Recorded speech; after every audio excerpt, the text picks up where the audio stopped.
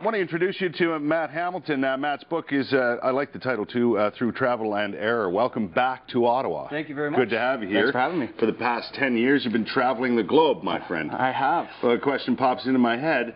Where have you been? Well, better question is where haven't I been? You've been everywhere. I haven't touched South America.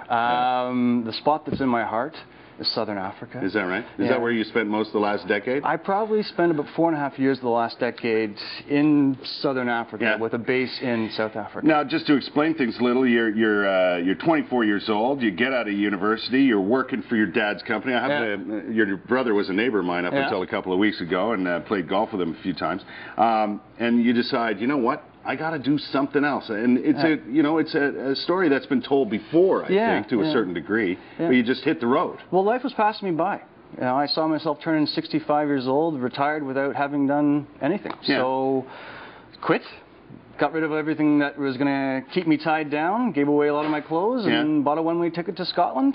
And away you went. And away I went. And my plan was to go around the world without a timeline, without an itinerary. Right. So not a broad plan, not a...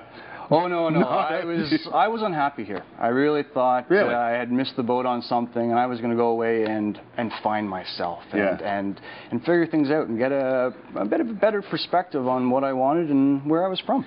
You have written about so many different things in this book. It's absolutely incredible, from the jobs you've had to the people you've met and the experiences you've encountered. What are some of the things for people who would definitely want to read this book, because a lot of people have that itch, eh? Yeah. There's that itch there, and they need to scratch it. What are some of the things that stand out to you in this first volume? Because I know you got plans for more. Well, I got more written for sure. Well, I mean, first of all, I'm a normal guy. So I haven't climbed Everest. I haven't gone around the world on the bike. I haven't walked through the desert with wild animals. It's just your normal experiences. Yeah. And I mean, I guess one of the highlights was when I was in Southern Africa. My holiday visa was coming up. And I needed to extend it. And I let it slip by a couple weeks.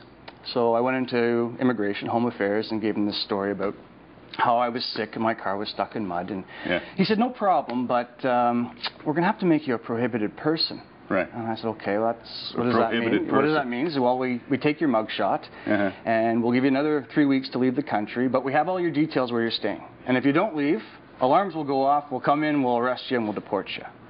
I said, well, if that's my option, we got to do it. Yeah. So he fills out this form, says, would you please sign it? And take a quick look, and citizenship, Canadian, name Matt Hamilton. Reason for extension, seeking political asylum in the Republic of South Africa. No kidding. Yeah, no kidding. That's what I said. I said, well, you're going to sign that? And well, you know what? He was trying to help me stay in the country. Right. And this is a guy that's probably dealing with people from Angola or Zimbabwe or Mozambique. What is it about South Africa that has attracted you so much? What's going on there that draws you to that point? It's very interesting. I mean, there's a diversity to the landscape, and there's a diversity to the people. There's 11 official languages in that country. Right.